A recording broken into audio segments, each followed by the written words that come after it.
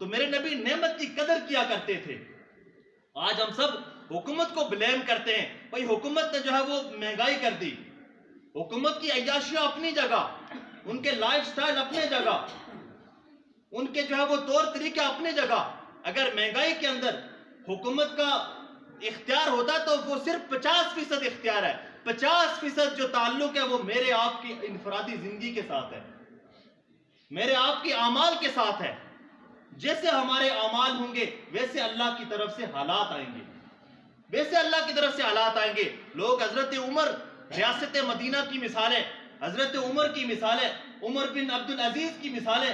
अरे उमर बिन अब्दुल अजीज की तुम क्या बात करते हो, उनका तो जो है वो मुहासबा भी करना मुश्किल है। हजरत उमर बिन अब्दुल अजीज जिनको उमर सानी कहा जाता है, जब उन्हें हुकूमत मिली तो वो जो पीछे सरदार चले आ थे, वो जो सलमान बिन अब्दुल मलिक, वलीद बिन अब्दुल मलिक, अब उनकी अय्याशियां बदमाशियां। तो उमर बिन अब्दुल अजीज ने जब शादी की तो फातिमा उनका नाम था, वो 7 पुश्तों से जो है वो शहजादी चली आ रही थी। तो उमर बिन अब्दुल अजीज ने कहा कि जितना भी माल तुम्हारे पास है ये सारा का सारा लूटा हुआ माल है, ये गरीब का माल है, इस माल को बैतुल माल में जमा करवाना पड़ेगा, इस माल को बैतुल माल में। तो शहजादी ने कहा ठीक है। वो सारा का सारा माल शहजादी ने बैतुल माल में जमा कर लिया। और वो उमर बिन अब्दुल अजीज ने क्या किया कि एक वजीर को एक मुतवस्सित आदमी के दरमियान के बराबर लाकर उसकी तनख्वाह मुकर्रर कर दी। भाई तुम्हारा गुजारा अगर 2 लाख के अंदर नहीं हो सकता तो एक मजदूर का गुजारा 20,000 के अंदर कैसे होगा? वो भी तो आखिर इंसान है, उसकी भी जरूरियात है, उसकी भी जो है वो औलाद है, उसकी भी मामलात है। जब तुम्हारा गुजारा 2-2, 3-3 लाख के अंदर नहीं हो सकता तो इस मजदूर का गुजारा कैसे होगा? तो उमर बिन अब्दुल अजीज रहमतुल्लाह अलैह ने एक वजीर को एक मुतवस्सित आदमी के दरमियान के बराबर लाकर उसका जो है वो इतना ही तनख्वाह मुकर्रर की। फिर क्या हुआ? सिर्फ 2 साल गुजरे, 2 साल गुजरने के बाद उस इलाके की फिजा ये बन गई कि उस इलाके के अंदर कोई ज़कात लेने वाला नहीं रहा। लोग ज़कात दिया करते थे, कहते भाई नहीं नहीं हमें ज़कात नहीं चाहिए, हम जो है वो आसूदा हैं, हमें कोई परेशानी नहीं है।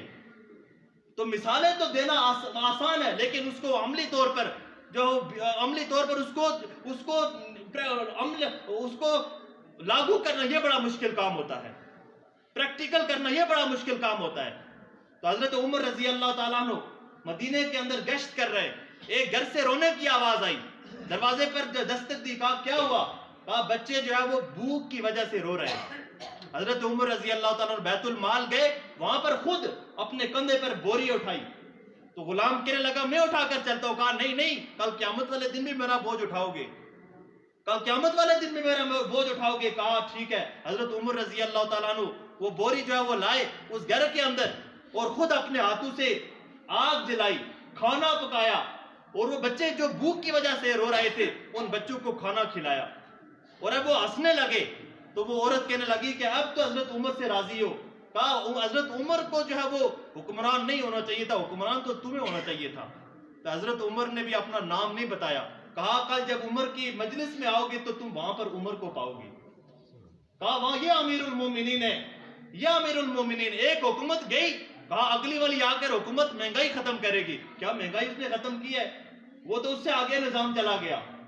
अब कहते हैं भाई पहले जो है वो जो बेवकूफ थे अब अक्लमंद आएंगे। मत मारी गई है सबकी। भाई ये हुकूमत के इख्तियार में नहीं है, ये हुकूमत के कंट्रोल में नहीं है। क्या शहबाज शरीफ चाहता है पेट्रोल की कीमतें ज्यादा हों? क्या कोई वो हुकूमत का सरदार चाहता है कि फलां आटे की कीमतें ज्यादा हो? नहीं चाहते। तो फिर क्या क्यों नहीं देते कि हमारे इख्तियार में नहीं है, यह हमारे इख्तियार में नहीं है। कीमतों को चलाने वाला मेरा रब है, उसके हाथ में तराजू है, एक हाथ के अंदर आमाल है, एक हाथ के अंदर कीमतों के रेट है।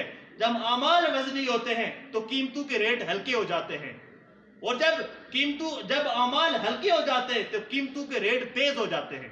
हमें अपने आमाल की तरफ तवज्जो करनी चाहिए। ये हमने जो समझा कि हम IMF से दोस्ती लगाएंगे, हम रूस से दोस्ती लगाएंगे, हम अमेरिका से दोस्ती लगाएंगे, हमारे मसले हल होंगे। नहीं नहीं, मसले होंगे तो अल्लाह से हल होंगे, अल्लाह के अलावा कोई मसले हल करने वाला नहीं है। आप किसी हुकूमत को कह सकते हो भाई ये दिन बहुत लंबा हो रहा है, इस दिन को छोटा करो, ये रात बहुत लंबी हो रही है, इस रात को छोटा करो, नहीं कह सकते। भाई ये सूरज आज बहुत ज्यादा धूप दे रहा है, इसको थोड़ा आहिस्ता करो। हुकूमत के इख्तियार में नहीं है। जब हुकूमत के इख्तियार में दिन रात को लंबा छोटा करना नहीं है, तो हुकूमत के इख्तियार में हालात को बनाना बिगाड़ना भी नहीं है। हालात को बनाने बिगड़ने वाला रब मेरा रब है। हालात को बिगाड़ने वाला और बनाने वाला मेरा रब है। खुशियां परेशानियां देने वाला मेरा रब है। कायनात का निजाम चलाने वाला मेरा रब है। अगर तुम्हें अपने निजाम को ठीक करना है तो उसके साथ ताल्लुक बनाना पड़ेगा, उसको अपना महबूब बनाना पड़ेगा, उसकी फर्माबरदारी वाली जिंदगी इख्तियार करनी पड़ेगी, उसके सामने अपने आप को झुकाना पड़ेगा। कितने लोग हैं कि जब मुअज्जिन आजान देता है अपने दुकानों के शटर बंद कर देते हैं। कितने लोग हैं कि जब मुअज्जिन आजान देता है अपना काम छोड़कर वो नमाज की तरफ लपकते हैं। कितने लोग हैं कि जब मुअज्जिन आजान देता है अपना मोबाइल, अपनी मीटिंग, अपना टीवी सब बंद कर देते हैं। हर एक शख्स अपना जायजा ले सकता है। जब वो शख्स अपने अमाल की तरफ तवज्जो नहीं करता तो फिर इसे इस बात का ढंडोरा पीटने की भी कोई आदत नहीं है कि महंगाई ज्यादा हो गई। अरे महंगाई का ताल्लुक तुम्हारे अपने अमाल के साथ है। जैसे तुम्हारे अमाल होंगे वैसे तुम्हारे ऊपर अमालुकुम उम्मालुकुम, तिर्मिज़ी शरीफ की हदीस है कि जैसे तुम्हारे अमाल होंगे वैसे तुम पर हुक्मरान मुसल्लत किए जाएंगे। तो अल्लाह के नबी ने फरमाया कि जब कौम गुनाह करती है, नाफरमानी करती है, तो बाज गुनाहों के ऊपर अल्लाह नक्द सजा अता करते हैं, नक्द सजा देते हैं। और वो सजा क्या फरमाई कि जब कौम नाप तोल के अंदर कमी करती है तो अल्लाह की तरफ से जालिम हुक्मरान मुसल्लत होते हैं, जालिम हुक्मरान मुसल्लत होते हैं। इसलिए हमें ये डंडोरा पीटने की कोई जरूरत नहीं है कि हालात खराब हो गए, महंगाई ज्यादा हो गई। इंसान अपने अमाल की तरफ तवज्जो करे कि मेरे अमाल कैसे हैं, मेरे अमाल कैसे हैं।